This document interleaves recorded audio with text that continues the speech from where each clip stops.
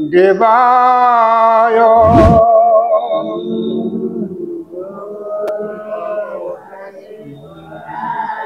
কৃষ্ণ কৃষ্ণ। হে ৰাম ও নিগদতি হুকাৰিখি ও ধন্য ধন্য মহাযখী ও মাধৱৰ দাস নিপবৰ ও তজুবানী হুনিয়াতি হৈলয়ান গীতমতী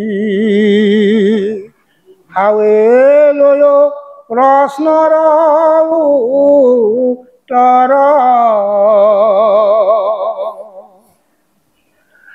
যে নিগদতি ঋষি শুক ঋষিয়ে কৈছে পৰীক্ষিত যে তুমি ধন্য আৰু তোমাৰ এই ধন্য যিবিলাক প্ৰশ্ন সুধিছা তাৰ কাৰণে তুমি ধন্য আৰু এই ধন্যবাণী শুনি মোৰো মতিটো অতি আনন্দিত মোৰো মনত এটা আনন্দ লাগিছে আৰু এতিয়া মই সেই তুমি ধৰা তুমি সোধা তুমি কৈ থকা প্ৰশ্নবিলাকৰ উত্তৰ মই কৈ আছো তুমি শুনা যে উত্তৰবিলাক মই কৈ আছো তুমি শুনা এই বুলি কৈ আছে হে বিদুৰ পৰমহন্ত জীৱা হেতু এৰিলন্ত ও নিজ গৃহ তাহাৰ কাৰণ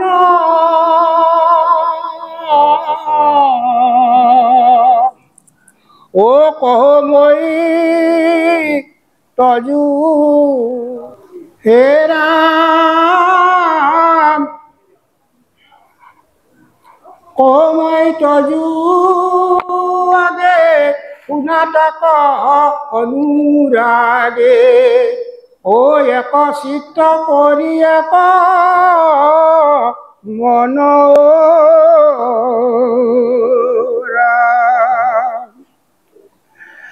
যে বিদুৰৰ নিচিনা পৰম সন্ত সাধু কি কাৰণত তেওঁ নিজৰ ঘৰ এৰি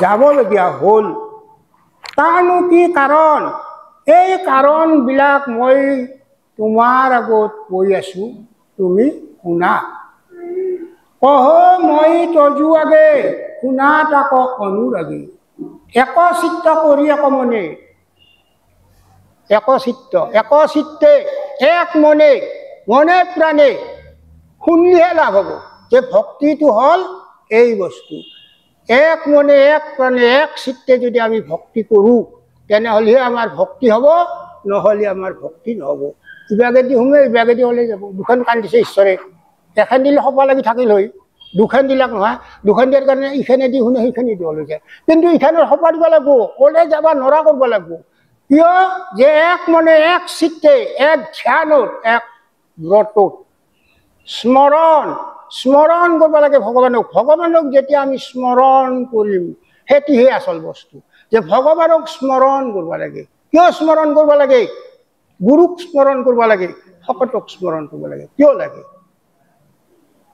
উদ্দেশ্য তেতিয়াহে আমাৰ অন্তৰত এই বস্তুটো জাগ্ৰত হ'ব আমাৰ ভগৱান অন্তৰতে আছে অন্তৰৰ ভগৱানটোক জাগ্ৰত কৰিব পাৰিলেহে আমি ভগৱানক বাহিৰৰ ভগৱানটোক পাম যদি এই ভগৱানটোক জাগ্ৰত কৰিব নোৱাৰোঁ যদি আমি দম্ভ অহংকাৰ মদ মৎসৰ্য যিবিলাক মানে আমাৰ বয়া ৰিপু আছে বয়া বস্তু আছে এই বয়া বস্তুবিলাক আমি ত্যাগ কৰিব লাগিব ত্যাগ কৰিলেহে আমাৰ ভাল বস্তুবিলাক সোমাব বয়া বস্তুৰ লগত ভাল বস্তু নাথাকে নহয় বয়া বস্তুৰ লগত ভাল বস্তু সোমাই দিলে সিও বয়া হৈ যায় গতিকে ভগৱানৰ কথা ভগৱানে আহি আমাৰ কলুষিত অন্তৰত পাপী অন্তৰত দুখী অন্তৰত যি অন্তৰেদি ভগৱানৰ নাম নলয় সেই অন্তৰত ভগৱানে কেতিয়াও নাচই নাহে যে আমি যদি তেওঁৰ গুণানুকীৰ্তন নাম কীৰ্তন সদায় গাই থাকোঁ, সদায় ভক্তি কৰোঁ, মনৰ যিখিনি আমাৰ কলিকতা আছে, মনৰ যিটো আমাৰ হিংসা ভাৱ, মনৰ যিটো অহংকাৰ, মনৰ যিটো দম্ভ, টকা পইচা ধন দান লৈ অথিৰ ধনজন জীৱন যৌৱন স্থিৰ হি সংসাৰ, পুত্ৰ পৰিবাৰ হবহু অসাৰ, কৰিব কাহেৰি হাৰ।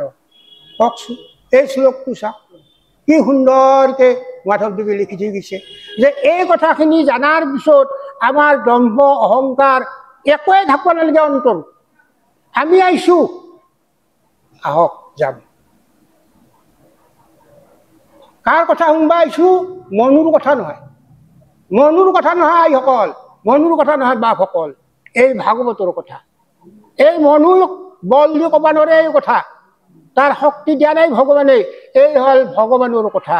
এই ভগৱানৰ কথা যিয়ে পঢ়ক, উগ্ৰশ্ৰৱা ঋষি আছিল, দেখা পাইছিল সুত আছিল উগ্ৰশ্ৰৱা, সেই সুত আছিল নিজ জাতিত, নিজ জাতিয়ে ধৰ্ম পালাক, নিজ জাতিয়ে ভাগৱত পালাক। কিন্তু এই ৬০ সহস্ৰ ঋষি ভাগৱত পাইছিল? নাপলাক। কিয় নাপলাক? মোৰ দৰে ঋষি আছে কাইবা, মোৰ দৰে অহংকাৰী আছে, মোৰ নিচিনা ধুনীয়া আছে, মোৰ নিচিনা টকা পইচা আছে, মোৰ নিচিনা ধন ধান আছে, কাৰো নাই। হাও অন্তৰত সেই ভাৱ ৰাখলি ভগৱানে অন্তৰত আহি কেতিয়াও তোমাৰ নোসোমায়। ভগৱান কেতিয়াও নাহে। এইবিলাকত ভগৱান নাই। ভগৱানে এইবিলাকত ধ্বংসহে কৰে। দস্যুক দমন শান্তক পালন ভগৱানৰ নীতি হ'ল এটি। আমি পৃথিৱীৰ সকলে চুৰ কৰিব পাৰোঁ, চুৰ কৰিব পাৰোঁ। এই ভকতক মই লাম্বাকে হ'ব, ভকতকে কল খাবা দিয়া কথাটো আমি নকওঁ যে আমি সকলোৱে চুৰ কৰিব পাৰোঁ। কিন্তু চুৰ কৰিলে মানুহে দেখা নাই, ভগৱানে দেখা নাই। ভগৱানে দেখা নাই। আমাৰ যে সেই গুৰুৱে কল খাবা দিছিল, একজনে খাবা নৰলাক। যে মইতো কল মৰিৰ তলতো খাব নোৱাৰো, চাঙৰ তলতো খাব নোৱাৰো, পাকঘৰতো খাব নোৱাৰো, ক'তোৱে খাব নোৱাৰো। কিয় প্ৰভু? য'তে কলটো খাব যাওঁ ত'তে আপোনাকে দেখা পাওঁ, ত'তে আপোনাকে দেখা পাওঁ। সেই ওপৰৰ ভগৱান সৰ্বব্যাপী বুলি কৈছে, সকলোতে আছে। এনে এখুটি খালী ঠাই নাই য'ত ভগৱান নাই। হিৰণ্যকশিপুৰ বধত আপোনালোকে প্ৰহ্লাদৰ ক্ষেত্ৰত বুজি পাইছে যে আচলতে নিৰ্জীৱত ভগৱান থাকিব নালাগিছিল, কিন্তু তাতেও ভগৱানক দেখা পালাক। কেনেকে দেখা পালাক? হাও ভকতৰ বাক্য, ভকতৰ বাক্য তেওঁ পালন কৰিব লগা হ'ল। যে কি কৰা যায়, এই স্তম্ভটোৰ ভিতৰত মোক থকা বুলি কৈছে, আৰু মই যদি ইয়াৰে পৰা আৱিৰ্ভাৱ নহম তেনেহ'লে মোৰ ভকত মিছলীয়া হৈ যাব। মোৰ ভকতক কায়ো বিশ্বাস কৰিব নাই, মোৰ ভকতক কায়ো পূজা কৰিব নাই, ভক্তি কৰিব নাই, যদি মোৰ ভকত মিছলীয়া হয়। সেইকাৰণে ভকতে আমাৰ মিছা কথা নকয়। এই তত্ত্ব জ্ঞানটো জানে ভকতে মিছা কথা নকয়, মিছা কথা নকয়। ভকতৰ কথাটোৱে সত্য। চাওক, প্ৰহ্লাদে কৈছিল যে পিতৃ মোৰ এই স্তম্ভটোৰ ভিতৰতে ভগৱান আছে। তেতিয়া ভগৱানেতো শুনছে কথাখিনি, তেতিয়া কি কৰে? সেই স্তম্ভৰ ভিতৰতে তেওঁ আৱিৰ্ভাৱ হৈ মানে ওলাই আহি হিৰণ্যকশিপুক বধ কৰিলে। চাওক ভকত কিমান ডাঙৰ বস্তু। আপোনালোকে ভাবে সেতি বুঢ়ী পূজা পৰি গৈছে, কিনো ভক্তেনি, সি বুঢ়াই চুলি কেইটা ভবৰে আছে তাতে ছাগাল চাৰি, সিনো কি ভকত? নাভাবব। ভকত কায়ো কাকো চিনি নকয়। কোনি ভকত আৰু কোনি অভকত? অভকতটো পৃথিৱীত নাইয়ে বুলি কওঁ, দস্যু দানৱ আছে, কিন্তু অভকত নাই। কিন্তু কাকো কোনোদিনে নাভাবব, এই কথা নাভাবব। কাৰণ ভকতৰ নিচিনা সত্য বস্তু ক'তো নাই। ভকতৰ নিচিনা সত্য বস্তু চাওক প্ৰহ্লাদৰ উদাহৰণ। প্ৰহ্লাদে উদাহৰণ আপোনাৰ, গতিকে বেলেগ উদাহৰণ আমাক নালাগে। ৰাম ধৃতৰাষ্ট্ৰ দুৰাখাই মহাদুষ্ট পুত্ৰ অধম পাৱয়জি কালত, সেইকালে বিদুৰৰ মনে ভৈলা চিন্তা জ্বৰ, এৰি গইলা তাৰা কটা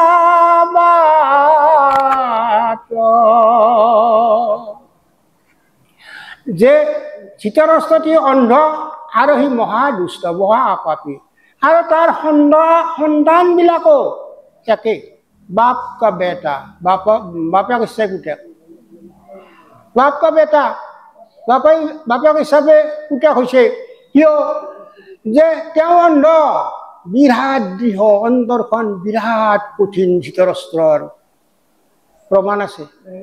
প্ৰমাণ আছে মই কিয় দৃঢ় বুলি কৈছোঁ কিয় কঠোৰ বুলি কৈছোঁ কিয় টান বুলি কৈছোঁ যে ইমাহাটো ভীমাহাক কল্যাকে শেষত লোৱাৰ ভীমকো এইৰকম ধৰিছিল গতিকে তাৰ পৰা কি প্ৰমাণ পালাক আপোনালোকে যে কিমান কঠিন অন্তৰৰ মানুহ হ'ব পাৰে ধৃতৰাষ্ট্ৰ গতিকে তেওঁৰ ঔৰসত কি ভাল সন্তান হ'ব কওকচোন তেওঁৰ ঔৰসত ভাল সন্তান হ'ব নহয় কোনোদিনে ইমান লেটি খেতি কৰাৰ পিছতো পাণ্ডৱহাক আৰু এই লোৱাৰ ভীমটোকো কাটি মাৰিব খুজিছিল তাৰমানে মনত তাৰ আছে সেই ভাৱটো কিমান কঠোৰ গতিকে তেনেকুৱা কঠোৰ মানুহৰ সুতি সন্ততি কেনেকৈ হ'ব ভাল হ'ব সেই একে দুৰাস হয় একে দুষ্ট একে বদমাছ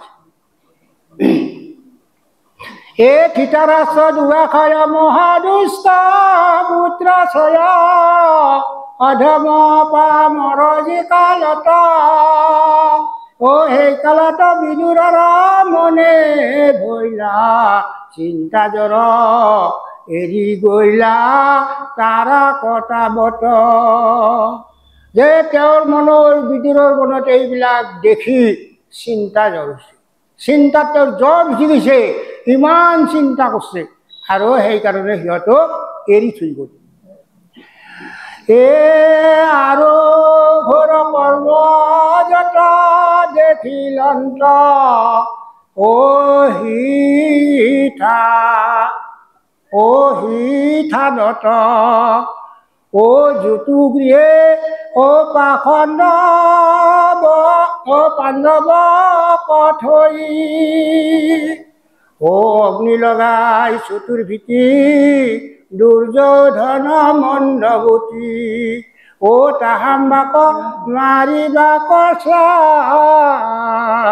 সৰু কালতে জ্যোতুগৃহ আছে লাহাৰ ঘৰ লাহা আমাৰ যি লাহা আছে এই লাহাৰ ঘৰ আছে সুন্দৰকৈ ধুনীয়াকৈ আৰু সেই ঘৰটোৰ ভিতৰত পাণ্ডৱসকলক লগতে মাতৃকো থৈছে থৈ বাহিৰৰ পৰা তালা মাৰিছে আৰু তালা মাৰি কি কৰিছে তেওঁলোকে বাহিৰৰ পৰা জুই লগাই দিছে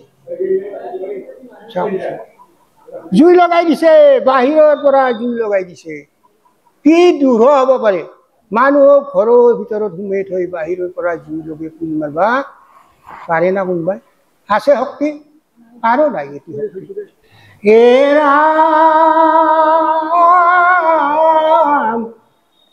ও সভা মধ্যে দ্ৰৌপদীৰ বস্ত্ৰ কাৰী ও তাকো ধৃতৰাষ্ট্ৰে নবাধিলা ঐতো পাপ গুৰুতৰ দেখিয়াতি বিদুৰৰ ও তাহাম বাত মন বিহৰিল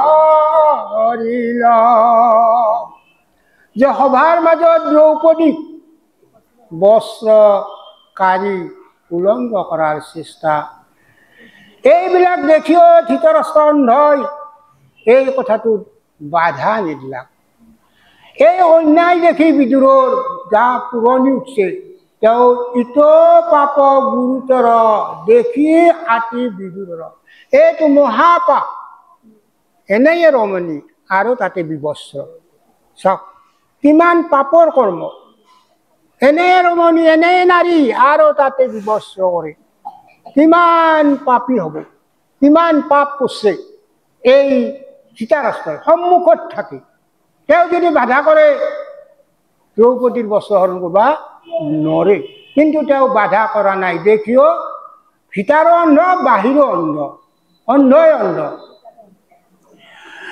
ইত পাপ গুৰুতৰ দেখি আতি বিদুৰৰ, অ তামা তাহাম্বাত মন বিৰহিলা। যে এই পাপটো দেখি বিদুৰৰ তেওঁলোকৰ প্ৰতি মন বিভ্ৰল আহিল, ঘৃণা আহিল। তেওঁলোকৰ প্ৰতি ঘৃণা উপজিলে। আৰু ঘৃণা যদি জন্ম নহয় তেতিয়াতো আমি মায়া ত্যাগ কৰিব নোৱাৰোঁ। ঘৃণা যদি আমাৰ নজন্মে তেতিয়া আমাৰ সংসাৰ ত্যাগ হ'ব, মায়া আহিব নোৱাৰোঁ। সংসাৰৰ প্ৰতি মায়াৰ প্ৰতি আমাৰ ঘৃণা আহিব লাগিব। সেইটো এৰা ও যুধিষ্ঠিৰ মহামানী, ও তাংক মিছা পাখাজিনী, ও ভাতৃহমে ও বনকদ কাইল, আছে কৃষ্ণ প্ৰসাদত বনবাস দুখ যত, এৰাই কোনো দেশ কয়াখিল।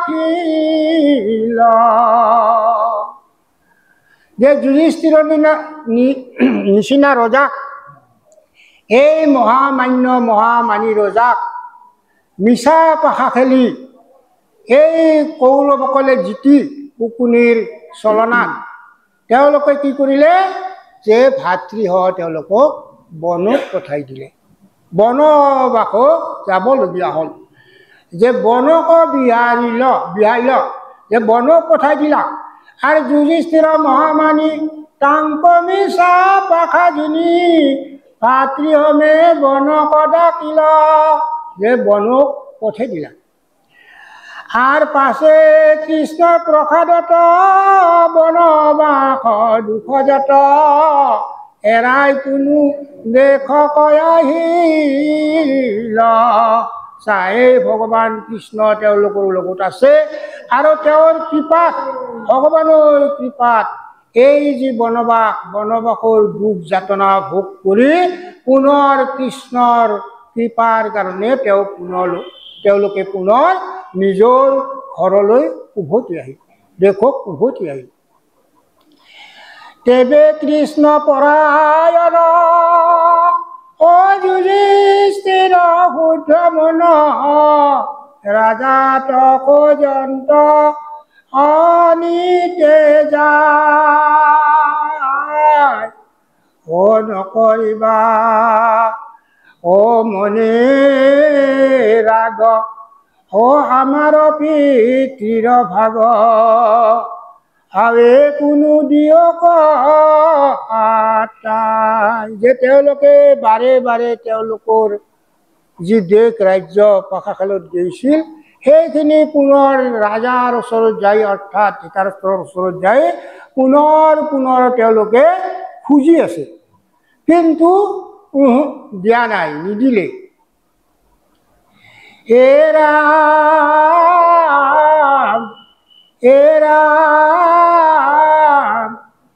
তেবে কৃষ্ণ পৰায়ণ যুধিষ্ঠিৰ শুদ্ধ মন, ও ৰাজা তক যন্ত নিতে যায়, ও নকৰিবা মনে ৰাগ, আমাৰ পিতৃৰ ভাগ, ও আৱে কোনো দিয়ক আটাই। যে আমাৰ পিতৃৰ যিখিনি অংশ, যিখিনি ভাগ, এই ভাগখিনি আমাক পুনৰাই ঘূৰাই দিয়া। কাৰণ এতিয়া আমি আপোনালোকৰ কথামতে বনবাস ঘটি আহিলোঁ। বনবাসৰ পৰা উভতি অহাৰ পিছত আমি পিতৃ ৰাজ্য, পিতৃৰ ভাগটো আমি পাব লাগে, কিন্তু দিয়া নাই, নিদিয়ে।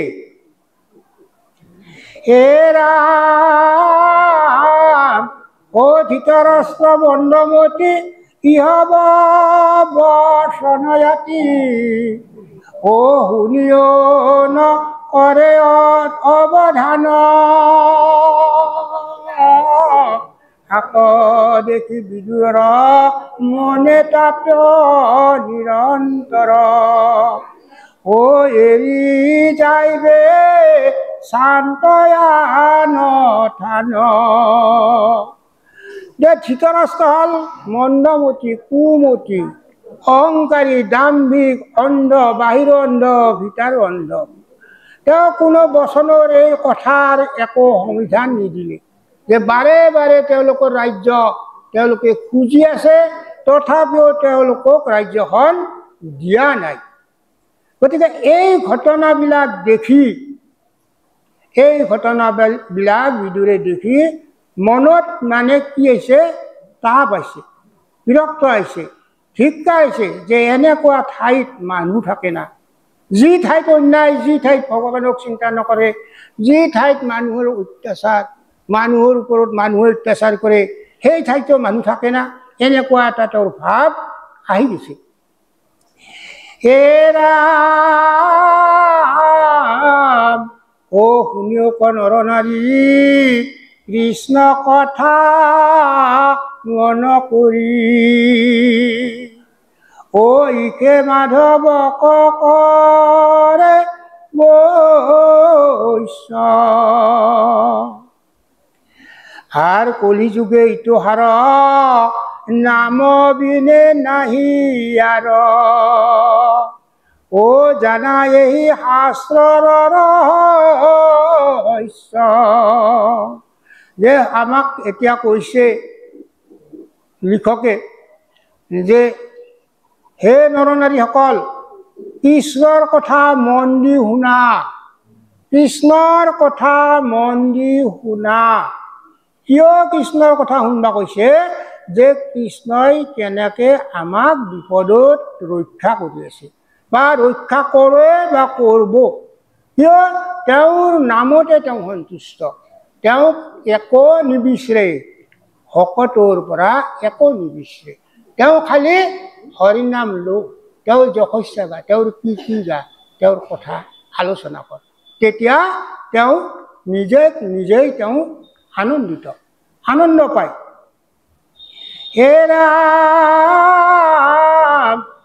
অ শুনিওক নৰনাৰী, কৃষ্ণ কথা মন কৰি, ইকে মাধৱক কৰে বৈশ্য। যে এই কথায়ে আমাৰ মাধৱক বৈশ্য হয়, তেওঁ দাস হয়, ভকতৰ দাস বুলি কৈছে। তেওঁ ভকতৰ দাস হয়, ভকতৰ বৈশ্য হয়। চাওক কি আচৰিত কথা। কিহৰ কাৰণে দাস হয়? যে তেওঁৰ নামটো লোৱাৰ কাৰণে, তেওঁৰ কীৰ্তন গোৱাৰ কাৰণে, তেওঁৰ গুণ গৰিমা গোৱাৰ কাৰণে তেওঁ ভকতৰ দাস হৈ থাকে। গতিকে এনেকুৱা কথা কিছুমান আমি শাস্ত্ৰত পায়ো আমি কিছুমান কথা বাহিৰৰ ফালে আমি গুচি যাওঁ। আচলতে যাব নালাগে, যাব নালাগে। কলিযুগ এইটো হার, নাম মিলে নাহিয়ার, জানা এই শাস্ত্ৰৰ ৰহস্য। যে কলিৰ যুগত এই হৰিৰ নামে হাৰ, নাম বিনে অন্য বস্তু নাই। আমি যদি হৰিৰ চৰণতে ভজিছো, হৰিকে আমাক লাগে, আমাক যদি নাম ধৰ্মই লাগে। সেইকাৰণে নাম ধৰ্মত কৈছিল যে আগতে ভাগৱতৰ তত্ত্ব জানা, ভাগৱতৰ সাৰ জানা, ভাগৱতখন জানি লোৱা, ভাগৱতখন শুনি লোৱা, কৃষ্ণ তত্ত্ব জানি লোৱা, কৃষ্ণৰ কথা শুনি লোৱা, তাৰপিছত তুমি নাম ধৰ্মত শৰণ ল'বা। আহি জাপ মাৰি নাম ধৰ্মত শৰণ ল'লি নহ'ব। সমস্ত ত্যাগ কৰি আহিব লাগিব আপুনি, সমস্ত ত্যাগ কৰি আহিব লাগিব। যদি নামত শৰণ ল'বা খুজিছে, তেনেহ'লে সমস্ত ত্যাগ কৰক। ইয়াত কোনো ফাঁকি বেজে নাই। ইয়াত শাস্ত্ৰৰ কথা, ইয়াত ভাগৱতৰ কথা, ইয়াত খুব ব্যাসৰ কথা। আছে ভাগৱতত ভগৱান আছে, কৃষ্ণ আছে, কৃষ্ণ আছে, তত্ত্ব ভাপালো, কৃষ্ণকো চিনি পালো আমি ভাগৱতৰ লগতে। চাওক, আমি দেখা গোৱালৰ চলি কৃষ্ণ বুলি আমি চিনি নাপাওঁ। আমি এতে থাকে কৃষ্ণটোক চিনকছো, এই গোৱালৰ চলি বুলিতো আমি গালিয়ে পাৰো। ৰাৱণেও গালি পাৰছিল। হে ৰাম হেন জানি নৰনাৰী, আন কথা কৰি হৰি, ও জানি ধৰা কৃষ্ণ গুণ নাম, বৈষ্ণৱৰ দাস নিজ, গোপাল চৰণ দ্বিজ, ও কহে ডাকি বোলা ৰাম, ৰাম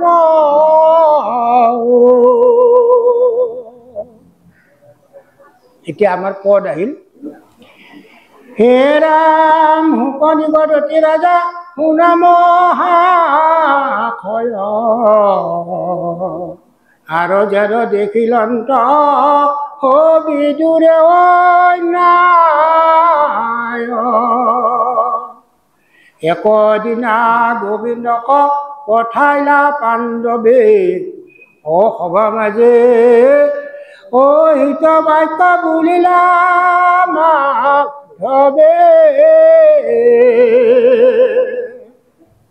যে আৰু কিছু কথা শুনা হে মহাশয় আৰু যেন দেখিলন্ত বিদুৰে অন্যায় যে বিদুৰে আৰু কেনেকুৱা অন্যায় দেখা পাইছে চাওক যে এদিনাখন কি কৈছে যে গোবিন্দক দূত হিচাপে সভাৰ মাজক লগি পাণ্ডৱসকলে পঠাই দিছে সভা মধ্যে হিত বাক্য বুলিলা মাধৱে এই সভাতে সকলোৰে উপকাৰী কথা কৃষ্ণই ক'লে কৃষ্ণই ক'লে ভীম আদি কৰি যত শুনন্তা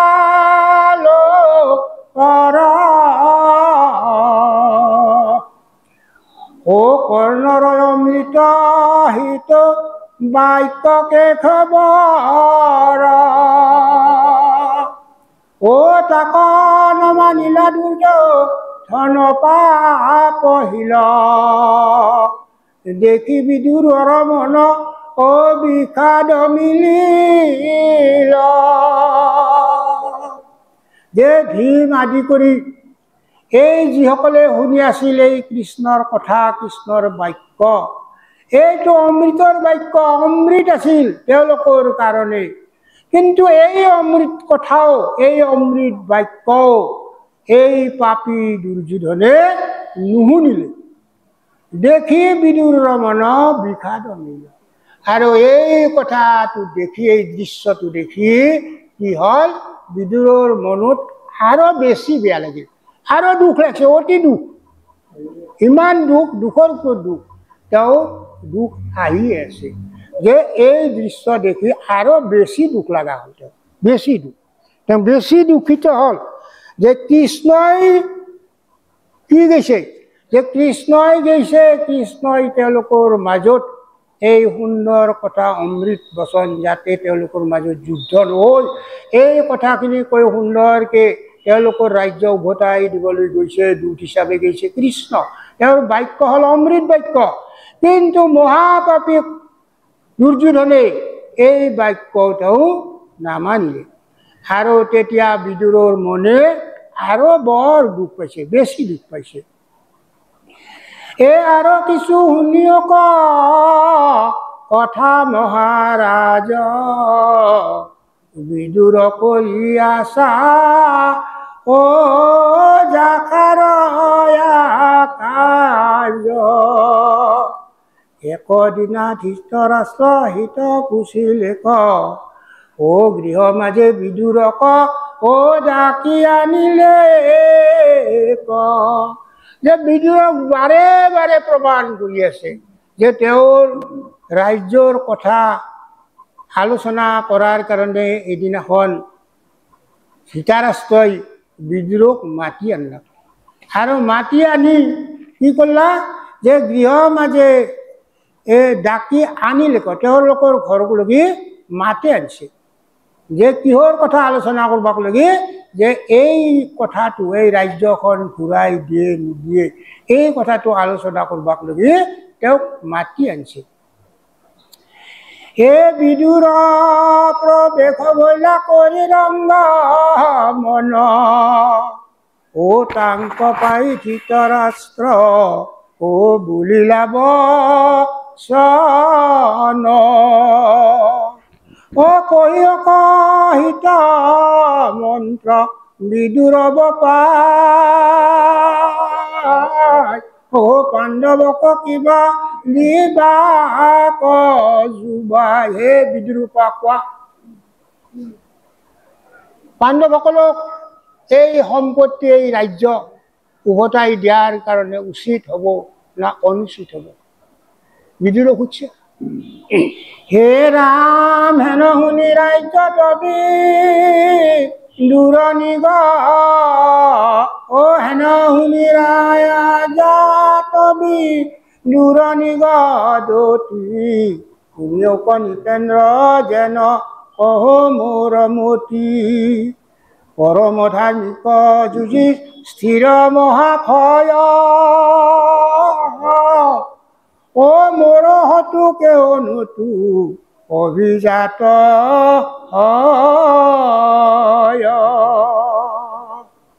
কৈছে যে এই সমস্ত শুনি বিদুৰে ৰজাৰ আগত ক'বলৈ ধৰিছে হে শূন্য নৃপেন্দ্ৰ যেন কহ মোৰ মতি মোৰ মনৰ কথাখিনি মোৰ ইচ্ছাৰ কথাখিনি যিহেতু মোক সুধিছে সেই কথাখিনি মই কওঁ শুনা অ পৰম ধাৰ্মিক যুধিষ্ঠিৰ মহাশয় পৰম ধাৰ্মিক যুধিষ্ঠিৰ যে পৰম ধাৰ্মিক হ'ল যুধিষ্ঠিৰ ৰজা গতিকে তেওঁৰ কোনো শত্ৰু মিত্ৰ নাই বুলি কৈছে জন্মাই নাই বুলি কৈছে জাত হোৱাই নাই বুলি কৈছে যে তেওঁৰ শত্ৰু জন্মাই নাই অৰ্থাৎ তেওঁক কোনেও হিংসা বা অন্যায় নকৰে হে ৰাম অ তজু মহা অপৰাধ কহিয়া সন্ত অ বিপদৰ উহি পুনু অ ফকাৰি থাকন্ত জাত হন্তে তুমিও ক ৰাহা মহাভয় ও পৰম বলিষ্ঠ ভীম বায়ুৰত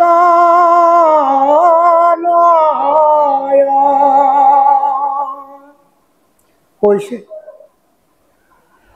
যে মহা অপৰাধ তুমি কৰছা যি অপৰাধ কৰাৰ কাৰণে বলিষ্ঠ ভীমে পুনৰ তেওঁ সকাৰি থাকে অৰ্থাৎ যুদ্ধং দেহি মন লৈ থাকে সেই বলবন্ত ভীম আৰু যাতে হন্তে তুমিও কৰাহা মহাভয় যে সেই ভীমক তুমিও মহাভয় কৰা যে তোমাৰ নিচিনা বীৰ তোমাৰ নিচিনা শক্তিবন্ত ৰজা নাই কিন্তু সেই ভীমক তুমিও ভয় কৰা যাতে হন্তে তুমিও কৰাহা মহাভয় পৰম বলিষ্ঠ ভীম বায়ুৰত নয় যে ভীম হল বায়ুৰ সন্তান বায়ুৰ পুত্ৰ গতিকে এই ভীম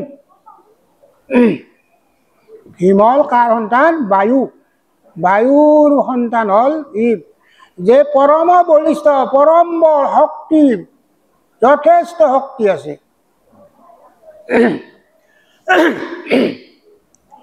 হে ৰাম যাবে অংগে কেহ ঘোৰ ও নতু কৰে দণ্ড ও হতপুত্ৰ হমে নতু হোৱালন্দ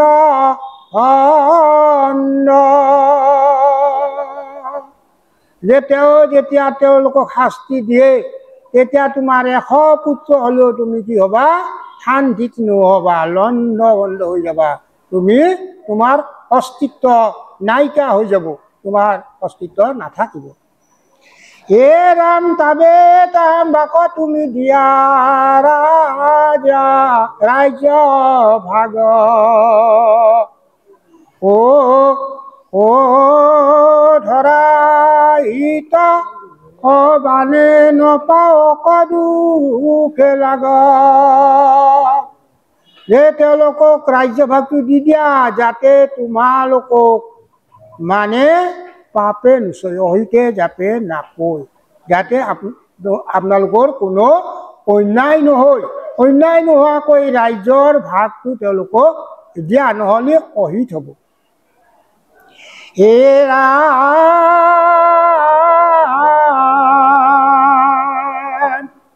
ও জন বলা মোক তই ও নেদেখিবি অল্প মোৰ হত পুত্ৰ আছে হেন বজ্ৰকল্প। এটি ধৃতৰাষ্ট্ৰই অহংকাৰ কৰি কৈছে যে মোক তই সাধাৰণ বুলি নাভাববি, মোৰো কি আছে, 100 পুত্ৰ আছে। কেনে পুত্ৰ?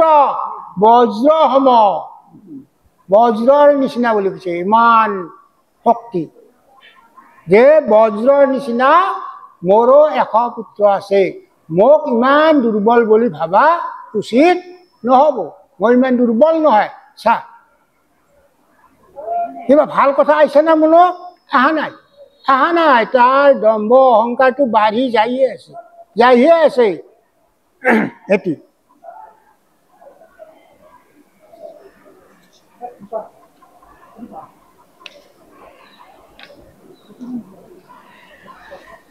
হে ৰাম, ইটো মিছা গৰ্ব তুমি থৈ দূৰ কৰি, জাত পাণ্ডৱ কবৰ বুলি লন্ত হৰি। হৰিৰ সৈতে তৈতে দেৱ লিখি অসংখ্যাত, পৃথিৱীৰ ৰাজা যত থাকয়ত থাত। কৈছে আৰু কৈছে, কি কৈছে? যে ইটো মিছা গৰ্ব তুমি এৰি ফেল। তুমি মিছাতে গৰ্ব কৰছা 100 বজ্ৰপুত্ৰ থকা বুলি, মিছা। কিন্তু তেওঁলোকৰ সহায় কোনে আছে? একমাত্ৰ ভগৱান, একমাত্ৰ কৃষ্ণ, একমাত্ৰ হৰি। আৰু লগতে তেওঁলোকৰ সহায় আছে হাজাৰ হাজাৰ কোটি কোটি ৰজা, যিবিলাক ঈশ্বৰ ভক্ত। ভকতেহে ভকতৰ লগ লাগব, অভকতে ভকতৰ লগ লাগ কি নহয়। গতিকে ভকতে ভকতৰ লগ লাগব। গতিকে যিবিলাক ৰজা আছে তেওঁলোকো হৰিভক্ত, তেওঁলোকো কৃষ্ণ ভক্ত। এই কৃষ্ণ ভক্ত ৰজা মাহা কাৰ ফলীয়া হ'ব? যে পাণ্ডৱৰ ফলীয়া। কিবা এটা ঘটনা হ'লে, কিবা এটা ঘটনা হয় যদি তেওঁলোকৰ ফলীয়া হ'ব, তেওঁলোকৰ লগ হ'ব। গতিকে আৰু যেতিয়া কৃষ্ণ আছে সহায়, কৃষ্ণ সহায় থাকলে তোৰ একোৱে নাই। হে ৰাম, জিত প্ৰভু যদুগণ সমে বিদ্যমান, দ্বাৰকাত আছে নত জান্তয়ান থান। এতেকে জানিল প্ৰভু হইলা যাৰ ভীতি, আয়ুজক জয় তাৰ হয়ে প্ৰতিনীতি। যে স্বয়ং কৃষ্ণ আৰু তেওঁৰ বংশ যদুবংশ, যদুগণ সমস্ত এই পাণ্ডৱৰ ফলীয়া হৈ আছে। গতিকে আৰু যিয়ে দম্ভ অহংকাৰ নানান ধৰণৰ বস্তু কৰে, তেওঁৰ যশস্যা কীৰ্তি আপনা আপনি ধ্বংস হৈ যায়, সি নষ্ট হৈ যায়। অহংকাৰী মানুহৰ অহংকাৰ নাথাকে, তাৰ ধ্বংস হ'বই, হ'বই। কৃষ্ণ আছে, অহংকাৰ লগত ৰাখি থৈছে। গতিকে ধৃতৰাষ্ট্ৰৰ অহংকাৰটো কমা নাই। যিটো দাম্ভিক বা অহংকাৰী মানুহৰ দম্ভ আপনা আপনি নষ্ট হৈ যায়। ভগৱানে ইভাগে আছে, আনফালে ভগৱানে আছে, আনফালে দম্ভ অহংকাৰী। তেওঁতো দস্যুক দমন শান্তক পালন কৰাৰ কাৰণে আহিছে। কৃষ্ণৰ উদ্দেশ্য হ'ল দস্যুক দমন শান্তক পালন। গতিকে এই তেওঁলোকৰ লগতে, এই ধৃতৰাষ্ট্ৰৰ লগতে এই দস্যু দমন কৰিব লাগিব, তেওঁলোকৰ উদ্দেশ্য এটি। হে ৰাম, হে ৰাম, তাতে খেত মাকময়ী বল নিষ্ট কৰি, পাণ্ডৱক ৰাজ্য ভাগ দিয় কহাদৰি। বুলিবা ইয়াক নবাধিব দুৰ্যোধনে, তেবে তাৰ কথা ও শুনাব থানে। বাৰে বাৰে কৈছে বিদুৰে যে পাণ্ডৱক ৰাজ্যভাগটো দিয়া, নহ'লে ঘোৰ অন্যায় হ'ব।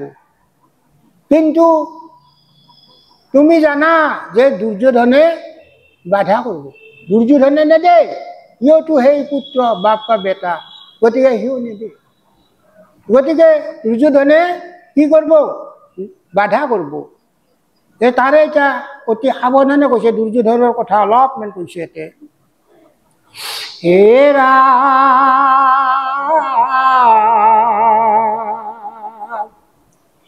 হে জাক পুত্ৰ বুলি তুমি কৰা প্ৰতিপালন, এইটো কৰিৰাম মুকি অধম চাণ্ডাল। যাক তুমি পুত্ৰ বুলি ভাবি প্ৰতিপালন কৰি আছা, সি কিন্তু অধম কলি, সিয়ে কলি, ঘোৰ কলি। সিয়ে এই কুৰুক্ষেত্ৰ সমৰখনৰ মূল বস্তু, সিয়ে লগাব। সেই কথাখিনি ধৃতৰাষ্ট্ৰক বিদুৰে কৈছে, হাত ধৰি কৈছে, হাত ধৰি কৈছে যে তুমি যাক প্ৰতিপালন কৰি আছা, ইমান আদৰ সাদৰ মৰম কৰি আছা, সেয়ে হ'ল অধম আৰু সিয়ে হ'ল ঘোৰ কলি। কিয়? সি তোমাৰ বংশ নাশ কৰিব, কুল নাশ কৰিব, নেদে থাকবা। হে ৰাম ও মাধৱৰ দ্ৰোহী দুষ্ট হব দুৰাচাৰ, ও মহা অভিমানী ধূমকেতু কুলাংগাৰ। আৰু সি কৃষ্ণদ্ৰোহী, মাধৱদ্ৰোহী, সি কুলাংগাৰ, সি দুৰাচাৰ, সি দুষ্ট, মহা অভিমানী, বৰ অভিমান তাৰ।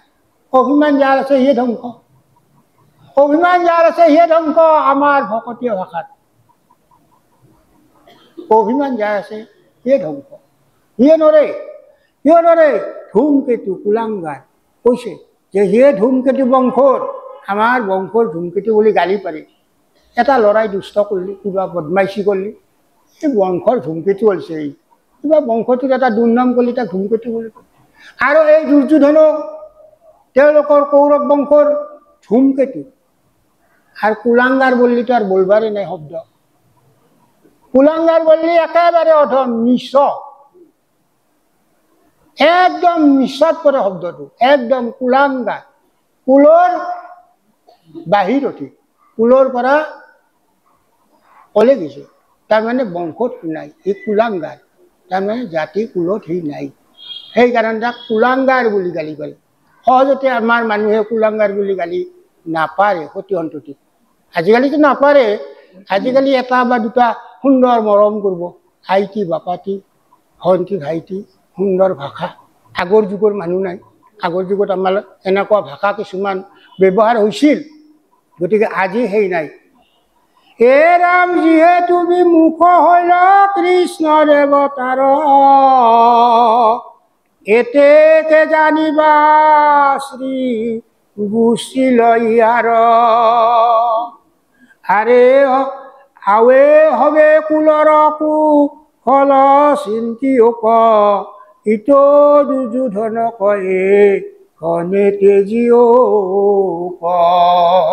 বিদুৰে কি কৈছে যে যিহেতু কৃষ্ণৰ বিমুখ হৈছে, কৃষ্ণই যেতিয়া তেওঁক বয়া পাইছে, তেওঁৰ শক্তি, তেওঁৰ শ্ৰী, তেওঁৰ বুদ্ধি, তেওঁৰ সমস্ত হ্ৰাস হৈছে, তেওঁৰ নাইকিয়া হৈ গৈছে। গতিকে এনেকুৱা দুৰ্যোধনক কি কৰা, যদি তুমি কুলৰ বংশৰ ভাল চিন্তা কৰছা, বংশ যদি ৰক্ষা কৰিব খুজছা, বংশ যদি ৰাখবা খোজা, তেনেহলে এই দুৰ্যোধনক তুমি কি কৰিব লাগিব, ত্যাগ কৰিব লাগিব। ধৃতৰাষ্ট্ৰক কৈছে, বিদুৰে কৈছে, কাৰণ তেওঁ চিনি পাইছে, তেওঁ চিনি পায় কোনে ভকত, কোনে অভকত, কোনে দুষ্ট, কোনে দানৱ, মহাভকত, মহাভকত বিদুৰ। চাওক দুৰ্যোধনৰ ৰাজসভাত আহোঁতে দুৰ্যোধনৰ সোণাৰ পালাঙত কৃষ্ণ নাথাকিলে, কৃষ্ণই নুশুলে, কৃষ্ণই নাখালে। কৃষ্ণৰ ক'ত আছিল, ক'ত খাইছিল? বিদুৰৰ তিনডাল গৰুত, বিদুৰৰ তিনডাল গৰুত তাতে অন্ন গ্ৰহণ কৰিছে। গতিকে কিমান ডাঙৰ ভক্ত হ'ব লাগিব চাওক। গতিকে তেওঁৰ জ্ঞান যথেষ্ট। আৰু তেওঁ পূৰ্বজন্মত যম আছিল, বিদুৰ যমৰ পৰা আহিছে তেওঁ, মাণ্ডৱী ঋষিৰ অভিশাপত। গতিকে এই যমো আছিল ধাৰ্মিক ৰজা আৰু বিদুৰ ধাৰ্মিক ৰজা।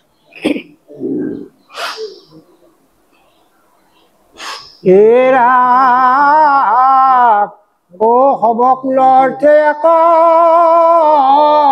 এৰিবা কপাই, পঢ়িলো শাস্ত্ৰৰ হাৰ তোমাত বুজাই।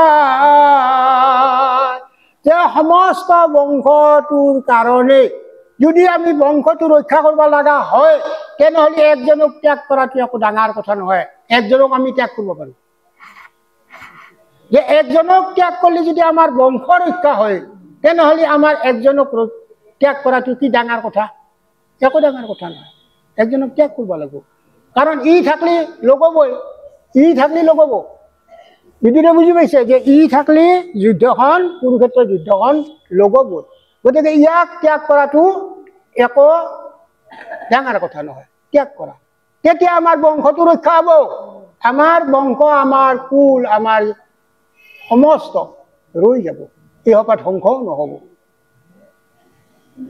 এটি বিদুৰে বাৰে বাৰে ধৃতৰাষ্ট্ৰক কৈ আছে,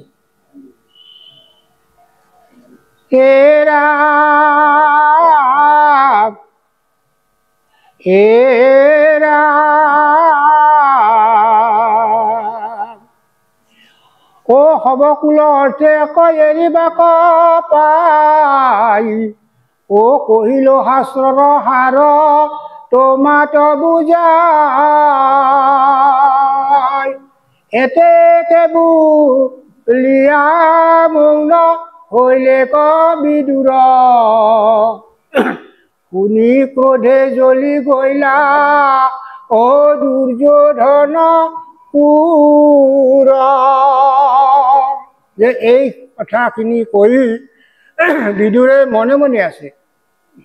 আৰু এই কথাখিনি যেতিয়া দুৰ্যোধনে শুনছে, সি খঙতে অগ্নিশৰ্মা একেবাৰে সি জ্বলি গৈছে। মোক ক'ব ইমান কথা, এতিয়া খুৰাকক তিৰস্কাৰ কৰিব, এতিয়া তিৰস্কাৰ কৰিব, বিদুৰক তিৰস্কাৰ কৰিব এতিয়া। হে ৰাম সীতা পাই যে নজ্বলিল সূতাখন, অধৰ কম্পয় চাই বুলিলা বচন। যে ঘিউ পাই যেনেকে জুই জ্বলি উঠে দপ দপ দপ দপকে, ঠিক তেনেকুৱাকৈ এই দুৰ্যোধনো জ্বলি উঠছে। তাৰ খঙৰ জ্বালাত ওঠৰ কঁপনি উঠছে, কঁপি গৈছে বুলি কৈছে। শুনৰে শুকুনি দুখাখন মোৰ কথা,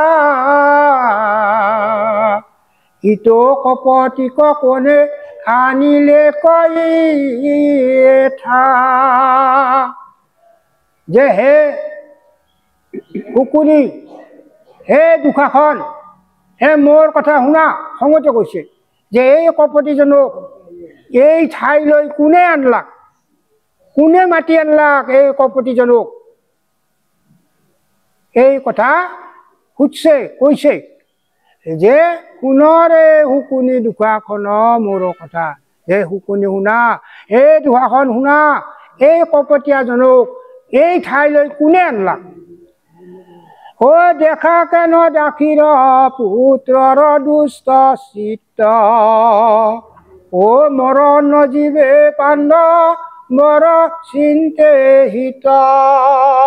যে ই দাসীৰ পুত্ৰ চা তাৰ অন্তৰখন কেনে মোৰে খাইছে মোৰে লৈছে মোৰে পিন্ধছে মোৰে সম্পত্তি আৰু সি পাণ্ডৱসকলৰ হিত চিন্তা কৰিছে আৰু মোৰ অহিত চিন্তা কৰিছে চা কেনে অন্তৰ ইয়াৰ কেনে কপটীয়া অন্তৰ কেনে চিত্ত কি কৰা ইয়াক কি কৰা যে মোৰে আৱে জীৱে পাণ্ডৱৰ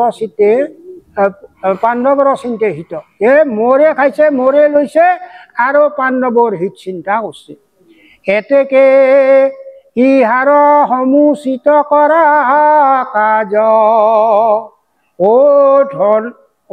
ধানকাৰী লোৱা নগৰৰ কৰাবাজ যে উচিত ব্যৱস্থা লোৱা সমুচিত কাজ কৰা সমুচিত উপযুক্ত কাম কৰা কি কৰা যে ধন কাঢ়ি লৈ তেওঁক নগৰৰ পৰা বাহিৰ কৰি দিয়া ইয়াত থাকিব নালাগে ইয়াত নাৰাখিবা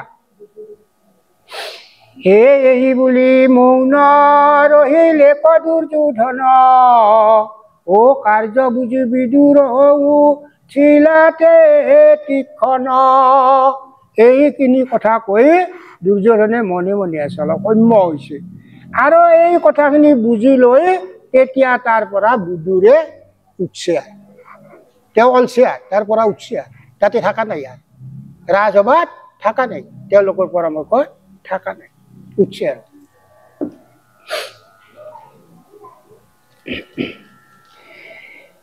হে ৰাম বচন সহায়কে যেন মৰ্ম ভেদ ভৈল তথাপি বিদুৰে তাক দুখ নামা নিলয় চাওক কি সুন্দৰ এটা কথা কৈছে বৰ অৰ্থহীন বিৰাট অৰ্থ এই কথাখিনি যে ইমানখিনি বলছে মৰ্ম ভেদি গৈছে তথাপি বিদুৰে তাক দুখ নামানিলা দুখ বুলি নাভাবিলা কিয় ভকতৰ মান অপমান দুখ একো নাই মহাভকত গতিকে তেওঁ দুখো কৰা নাই অপমানিত হোৱা নাই একো হোৱা নাই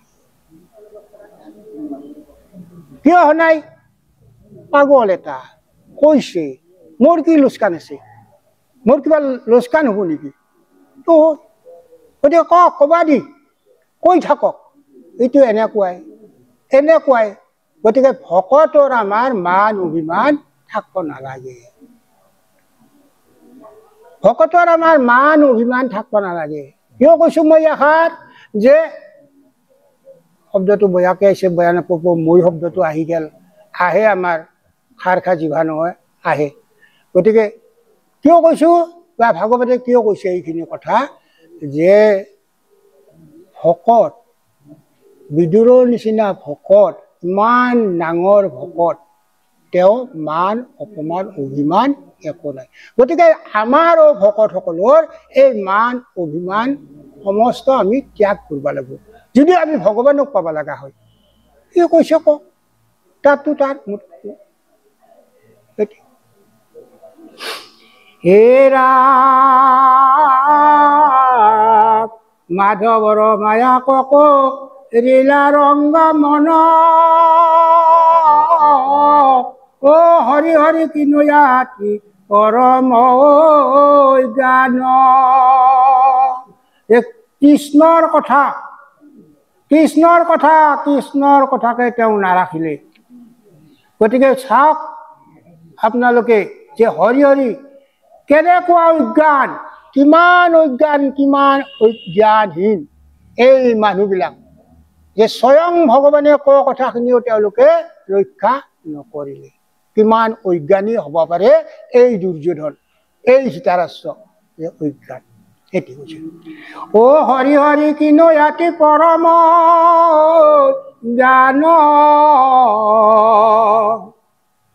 হে ৰাম তাহাম্বাৰ কুশলক চিন্তে প্ৰতিনিত মায়ায়ে মহিলা তভো নজানয় হিত ইটো হ'ব পৰম পাপিষ্ট দুৰাশয় ও বৈষ্ণৱৰ দ্ৰোহে নষ্ট হইবে নিশ্চয়। যে বৈষ্ণৱৰ এই পাপিষ্টবিলাক বৈষ্ণৱৰ দ্ৰোহত কি হ'ব? সমস্ত নষ্ট হৈ যাব। বৈষ্ণৱৰ দ্ৰোহ, মহাবৈষ্ণৱ বিদুৰ, সেই বিদুৰক দ্ৰোহ কৰিছে, দ্ৰোহ আচৰণ কৰিছে।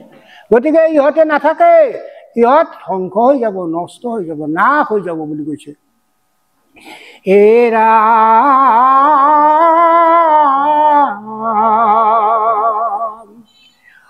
ও আহাম্বাৰ কুশলক চিন্তে পতি নিতে, ও মায়ায়ে মহিলে তব ও নজানয়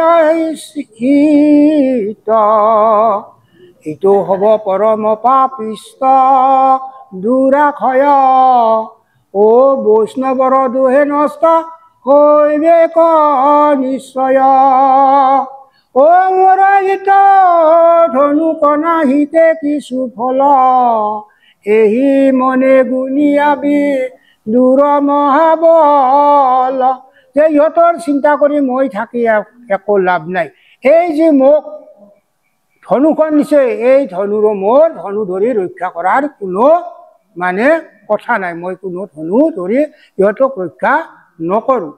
যে কিছু নাই ফল, এই মনে গুণিয়া ও বিদুৰ মহাবল। বিদুৰে মনে মনে ভাবছে, এ দুৱাৰত থৈলা নিয়া দিব্য ধনু খান, ও চিতক নকৰি কিঞ্চিতক মান। দুৱাৰত এনেকে ধনুখন আলি থৈছে আৰু মনত কিন্তু মান অপমান নকৰাকে আপনা আপনি তাৰে পৰা আঁতৰি যাই আছে সুন্দৰকে। ভাবা নাই, একো ভাবা নাই। তেওঁ গৃহ ত্যাগ কৰি সুন্দৰকে যাই আছে, তেওঁ ঘৰ এৰি সুন্দৰকে যাই আছে। এটি যে ধনুখন কিন্তু আলি থৈ গৈছে। হেৰা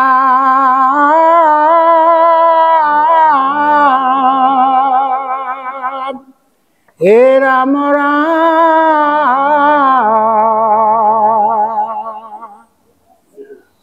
ও কৃষ্ণৰ কিংকৰ ধীৰ বুদ্ধি মহাসন্ত, ও তেতিকনে হস্তিনাপুৰক চাৰিলন্ত। যে কৃষ্ণৰ কিংকৰ ধীৰ বুদ্ধি এই মহাসন্ত এই বিদুৰ তেতিয়াই কি কৰিলে? তেওঁ হস্তিনাপুৰ ত্যাগ কৰি গুচি গ'ল। হস্তিনাপুৰ এৰি গ'ল, নাথাকিলে হস্তিনাপুৰত। আৰ কৌৰব বংশৰ ভাগ্য পুণ্য আছে যত, ও বিদুৰৰ লগে জানা ও গইলে কথা বত। যে কৌৰৱ বংশৰ যিখিনি পুণ্য আছিল, যিখিনি ভাগ্য আছিল, এই বিদুৰৰ লগতে গুচি গেল গোটেইখিনি। একো নাই এতিয়া। আৰ এতিয়া কৌৰৱৰ একো পুণ্য, একো ধৰ্ম, একো নাই। যে কাৰ লগত গুচি গেল? যে বিদুৰৰ লগত গুচি গেল। হে ৰাম ৰাম, হে ৰাম ৰাম। ও কৌৰৱ বংশৰ ভাগ্য উন্নয় আছে যত, ও বিদুৰৰ লগে জানা ও গইলে কথা বত। বন্ধু বান্ধৱৰ এৰিলে অনুৰাগ, ও জয় কৃষ্ণ বুলি চলিল অন্ত মহাভাগ। যে মাত্ৰ তেওঁ জয় কৃষ্ণ কৃষ্ণ কৃষ্ণ বুলি এই মহান ব্যক্তিজন এই ইয়াৰ পৰা তেওঁ ৰাজ্য এৰি গুচি গ'ল। হে ৰাম দুৰ্যোধন নিপতিৰ অপৰাধচয়, সহিবাক নপাৰি বিদুৰ মহাক্ষয়। এতে কেশে পৰম পবিত্ৰ গৃহ এৰি, কৃষ্ণক চিন্তত ধৰি, ও বেগে গৈলালৈ যে দুৰ্যোধনৰ এই দুৰ্যোধন ৰজাৰ এই অপৰাধবিলাক তেওঁ ভাবি চিন্তি তেওঁ সহ্য কৰিব নোৱাৰি তেওঁ বিদুৰ মহাশয় দেশৰ পৰা বিদেশলৈ আঁতৰি গ'ল। এতেকে পৰম পবিত্ৰ গৃহ এৰি তেওঁৰ পৰম পবিত্ৰ গৃহ যি গৃহত স্বয়ং কৃষ্ণই আহি অন্ন লৈছিল শ্ৰম বিশ্ৰাম কৰিছিল তেনেকুৱা এটা পবিত্ৰ গৃহ সেই গৃহ এৰি আজি বিদুৰে বাহিৰত সেই গৃহ এৰি হে কৃষ্ণক চিন্তত ধৰি বেগে গৈলালৈ যে কৃষ্ণক চিত্তত ধৰি তেওঁ খুব জোৰে গৈছে কিন্তু জোৰে গৈছে হে ৰাম অন্যথা নাহিকে কিছু তীৰ্থয়ান কাৰ্য জাত মাধৱ বৰ ভক্তি হি যে ও গৃহ মাজ ইয়াতে এটা কথা কৈছে যে আমি ঘৰত থাকে ভগৱানক পাওঁ আৰু তেওঁও পাইছে বিদুৰো পাইছে যে কোনো তীৰ্থক যাৰ কোনো কথা নাই কিন্তু তেওঁ তীৰ্থক যা নাই আমি ভাববা পাৰোঁ যে বিদুৰে তীৰ্থক গৈছে নেকি তীৰ্থ কৰোঁ বুলি জানাই তেওঁ ঘৰতে ভগৱানক পাইছে গতিকে তীৰ্থত যে ভগৱান আছে এটি মিছা তীৰ্থত ভগৱান নাথাকে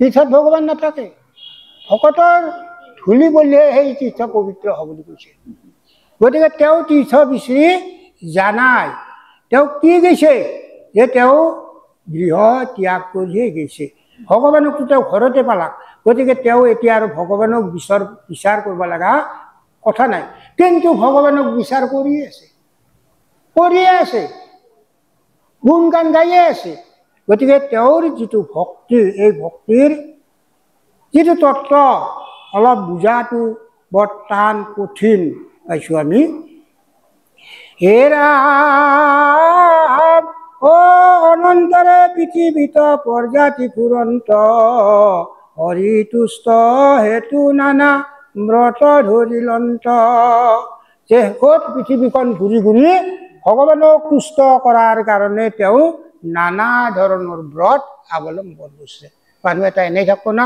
তেওঁ ভগৱানকতো আৰু পালি আৰু পাব লাগিব গতিকে পাবাই লাগিব ভগৱানক গতিকে তেওঁ ব্ৰত আৰম্ভ কৰিছে নানান ধৰণৰ ব্ৰত হে ৰাম শুদ্ধ বস্ত্ৰ শুদ্ধ দ্ৰব্য অনন্ত ভজন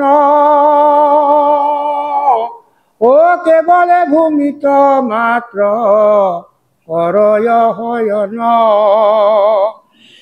শুদ্ধ বস্ত্ৰ শুদ্ধ অন্ন সমস্তটো ভোজন কৰে আৰু মাটিত বাগান দিয়ে চাওক মাটিত মন্ত্ৰী আছিল ৰাজাৰ সেই মানুহ আজি ভগৱানৰ চিন্তাত ঘৰৰ পৰা যায় মাটিত বাগান দিয়ে সেনেকৈ তেওঁ ব্ৰত পালন কৰিছে অৰ্থাৎ ভগৱানক পাবাৰ কাৰণে ভগৱানক পাইছে তথাপি আৰু পাব সদায় লাভ পাব হে ৰাম শুদ্ধ বস্ত্ৰ শুদ্ধ দ্ৰব্য অনন্ত ভোজন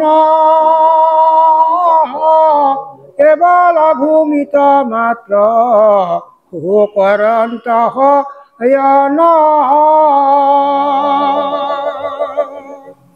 ও পিন্ধিয়াবা কলি বস্ত্ৰ অৱধূত কায় চিনিবে নপাৰে বন্ধু হব লাগ পায় এই গাছৰ বাকলি পিন্ধছে অৱধূত কায় বন্ধুবিলাকে লাগ পাইছে কিন্তু বিদুৰ বুলি চিনবা নোৱাৰে তাইও চিনি নাপাই দিছে এনেকুৱা অৱস্থা হে ৰাম একেশ্বৰে ফুৰা চাই অন্য বন যত ও কনৰঙ্গে পখে যাই লতাৰ মধ্যত তেওঁৰ কিন্তু সংগ নাই অকলে অকলে তেওঁ সুন্দৰ পুণ্য বনবিলাকৰ মাজত ঘূৰি ফুৰিছে আৰু কি কৈছে যে কেতিয়াবা লতাৰ মাজতো সোমাই যায় লতাৰ মাজতো তেওঁ প্ৰৱেশ কৰে হে ৰাম অ পুণ্য নদী সৰোবৰ যতে কহ পৰ্বত অ কৌতুকে ফুৰন্ত ইয়াতি হৰিৰ ক্ষেত্ৰত যে যিমানবিলাক পুণ্য নদী সৰোবৰ যিমানবিলাক পাইছে যে তেওঁ তাতে কি কৈছে হৰিৰ ক্ষেত্ৰবিলাক পৰিভ্ৰমণ কৰি ফুৰিছে চাই ফুৰিছে এৰা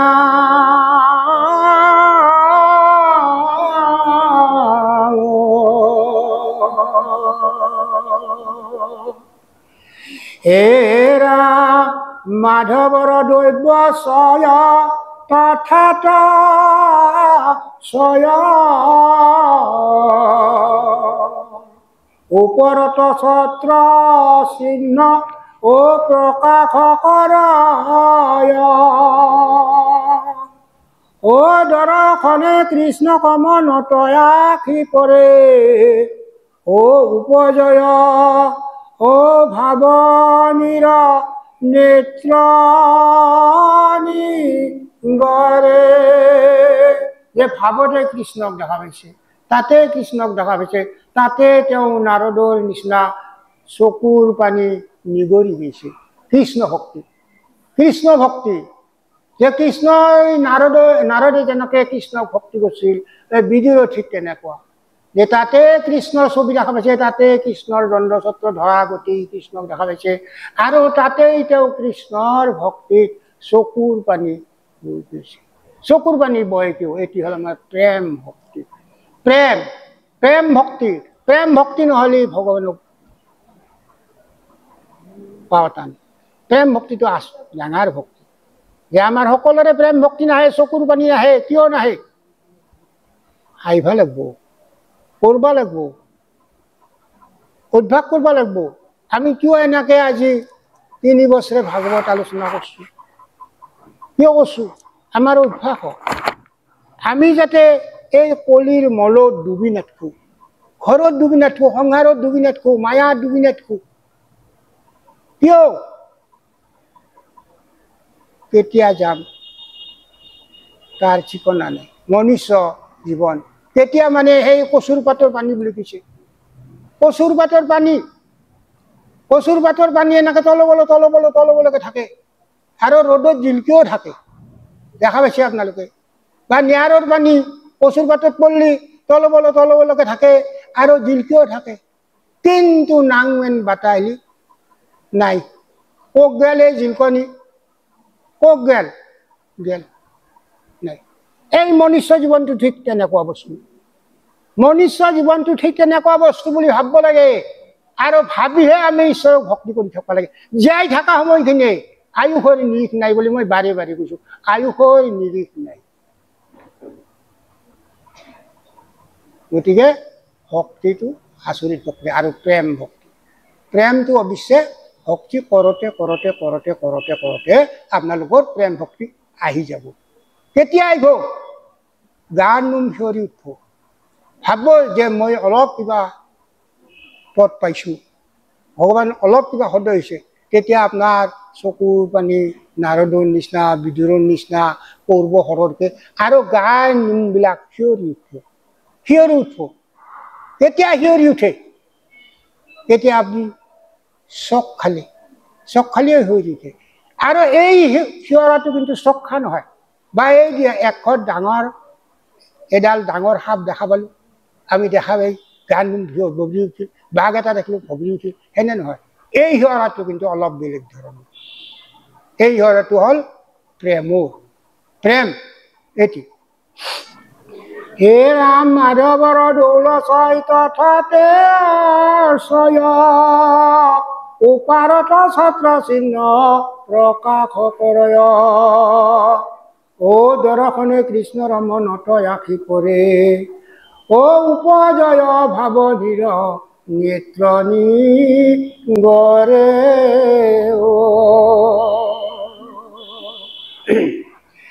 আৰ ভিতৰত আছে গোবিন্দৰ মূৰ্তি যত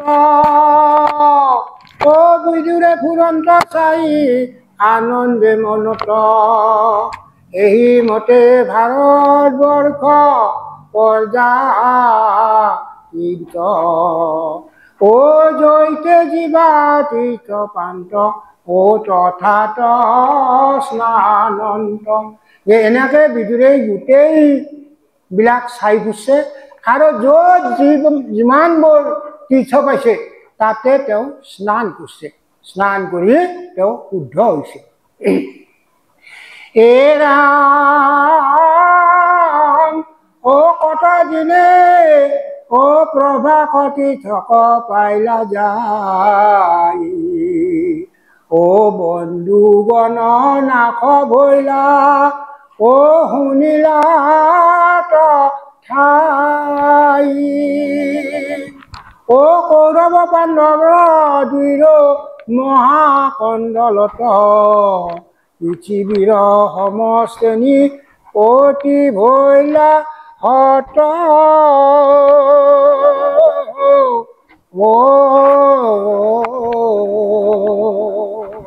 যেনেকে যাই যাই যাই যাই যাই বহু দিনৰ মূৰত তেওঁ প্ৰভাস পায় আৰু প্ৰভাসত যাই তেওঁ শুনিলে যে তেওঁলোকৰ বংশ নাশ হৈছে যে কৌৰৱ আৰু পাণ্ডৱৰ কণ্ডলৰ কাৰণে যুদ্ধ হৈ তেওঁলোকৰ বংশ নাশ হৈছে বুলি তেওঁ প্ৰভাসত যাই গম পালে হে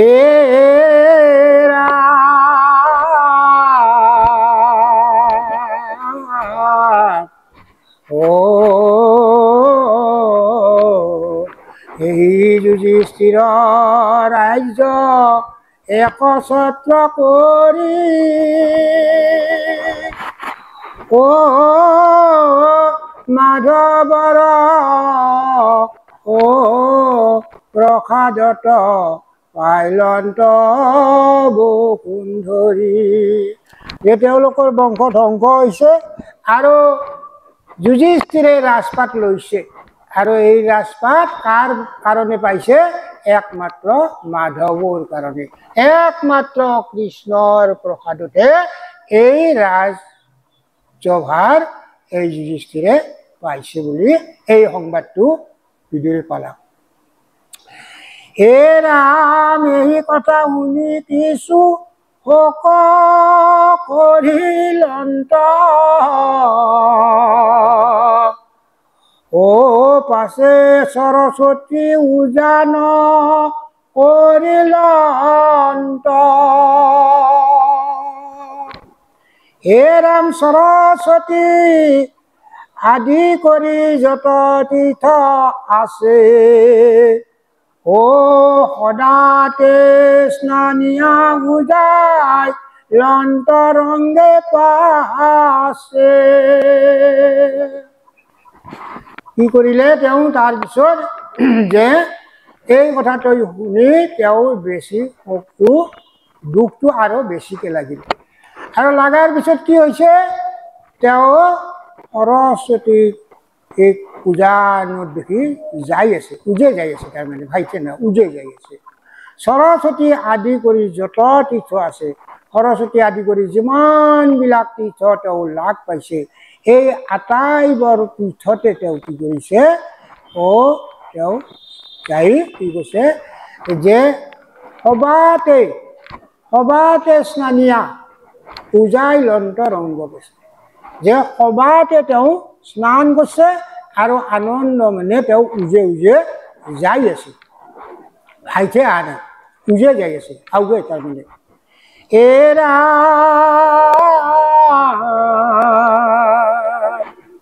এৰা ৰাম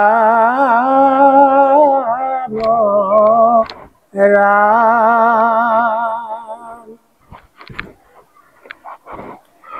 হে ৰাম ৰাম ৰাম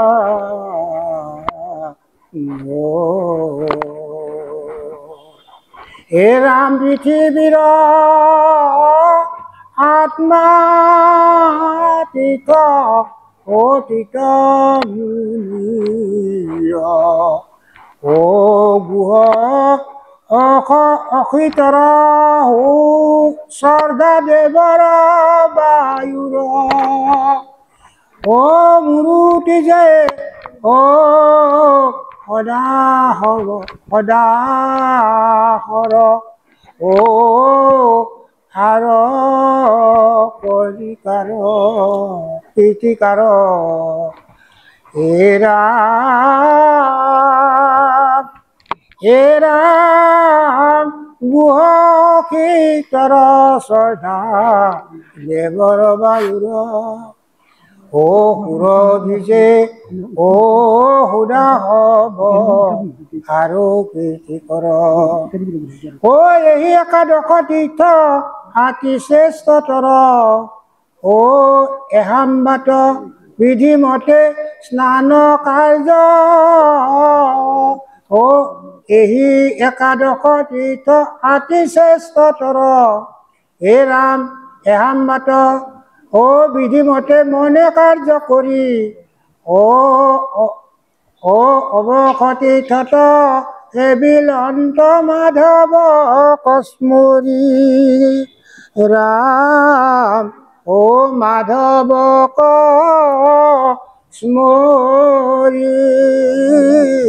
মাধৱ কস্মৰী